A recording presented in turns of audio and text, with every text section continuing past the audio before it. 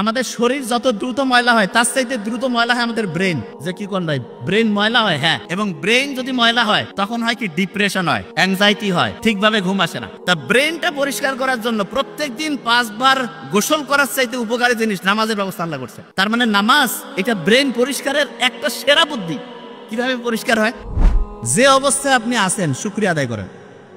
তো এটা যখন আমি পড়লাম তখন মনে হলো আমরা যে সূরা ফাতিহা পড়ি, আলহামদুলিল্লাহ রাব্বিল আলামিন, আল্লাহ তুমি আমাকে যে অবস্থায় রাখছো ভালো রাখছো, এটা হচ্ছে 1 নম্বর প্রয়োজন। এবং প্রত্যেক নামাজে প্রত্যেকবার শুরুতে বলতেছি, এবং এইটা জীবনের জন্য 1 নম্বর দরকার।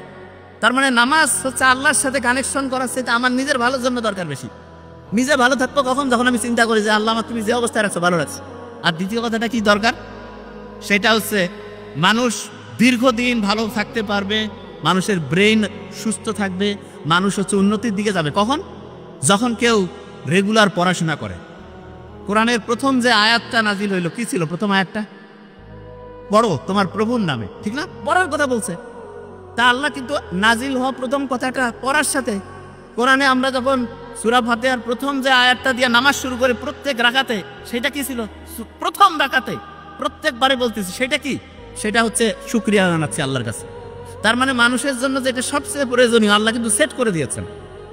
এখন দেখেন, অনেকেই বলে না যে আমি পড়ি কিন্তু আমার পড়া খেয়াল থাকে না। না, স্টুডেন্টের এই সমস্যাটা বেশি তো। আচ্ছা, ছেলেদের মধ্যে বলবেন ঈদের নামাজ কারা কারা পড়েন? একটু হাত উঁচু করেন তো। বাকিরা পড়েন না? ঈদের নামাজ প্রত্যেকে পড়ি। আচ্ছা, তাহলে ঈদের নামাজ যে পড়ি, ঈদের নামাজে রিয়েলি আপনাকে এবার হাত উঠাতে বলবো না। অনেকে ভুল করেন না, এদিক ওদিক টাকাচ্ছেন যে কি মানে যাবো নাকি হাত বাঁধবো, হয় না? 100% হয়। কিন্তু যখন আমি এই যে 5 ওয়াক্ত নামাজ পড়ি, এটাতে কি হয়? প্রশ্নই আসে না। কারণটা কি? কারণটা হচ্ছে আপনি এখন বলতে পারেন যে ভাই আমরা তো ওই ঈদের নামাজ মাত্র সেরকম পড়ি নাই। আপনি হিসাব করে দেখেন, প্রত্যেক বছরে 2 বার করে আপনি ঈদের নামাজ পড়েন। আপনি যদি 20 বছর ধরে নামাজ পড়তেছেন, 40 বার পড়ছেন, কিন্তু তারপর আপনার খেয়াল থাকে না। কারণটা কি? কারণটা হচ্ছে ওই যে একটু আগে বলছিলাম, যা কিছু পড়ি 1 সপ্তাহ পরে 80% ভুলে যাই। আপনি ঈদের নামাজ পড়েন তো বছরে 2 বার, আপনার পড়ার যে টেকনিকটা, যে নিয়মটা, সেটা শর্ট টার্ম মেমোরিতে থাকে, লং টার্মে আর রিজার্ভ হয় না। কিন্তু আপনি রেগুলার যে 5 ওয়াক্ত নামাজ পড়েন, এটা আপনার লং টার্ম মেমোরিতে রিজার্ভ হয়ে যায়।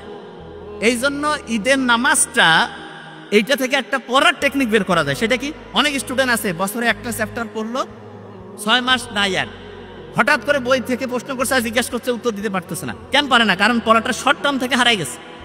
লং টার্মে যদি পড়াটা রিজার্ভ করতে চাই, তাহলে যেটা করতে হবে সেটা হচ্ছে ভুলে যাওয়ার আগে রিভিশন দিতে হবে।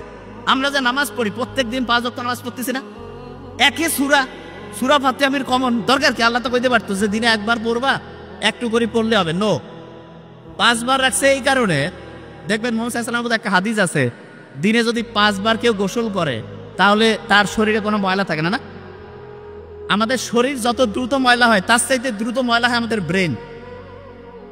যে কি কোন ভাই, ব্রেন ময়লা হয়। হ্যাঁ, এবং ব্রেন যদি ময়লা হয় তখন হয় কি ডিপ্রেশন হয়, অ্যাংজাইটি হয়, ঠিকভাবে ঘুম আসে না।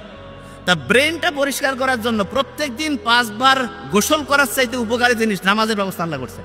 তার মানে নামাজ এটা ব্রেন পরিষ্কারের একটা সেরা বুদ্ধি। কিভাবে পরিষ্কার হয়?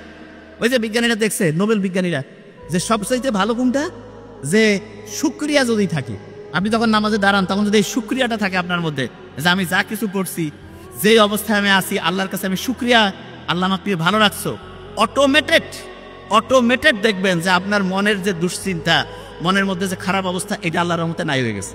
দেখুন, বিভিন্ন সময় অনেক লোক আছে না, এই যে রোজার সময় রোজা রাখে অনেক সময়, আবার অনেকে বছরে 2 দিন করে প্রতি সপ্তাহে সপ্তাহে রাখে।